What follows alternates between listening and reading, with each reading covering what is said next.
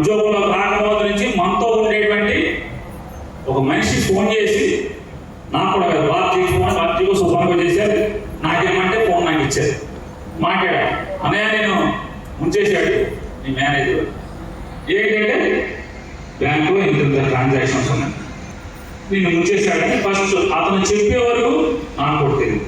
ఆయన ఇంట్లో మనిషికి వెంటనే ఫస్ట్ చెప్పింది ఆయన ఇంట్లో మనిషికి, ఇదిగో మనోడు ముంచేశాడేమో అదేంటనే అన్నమాట అంటాం. నాకు తెలియదు కదా, ఇది జరిగింది యథార్థం. 15 రోజులు జరగడం అనేది ఆ రోజే నేను మానసికంగా చచ్చిపోవాలి, రాజకీయం వచ్చి మానేయాలి, ఎవరికి రాకపోయినటువంటి దుస్థితి.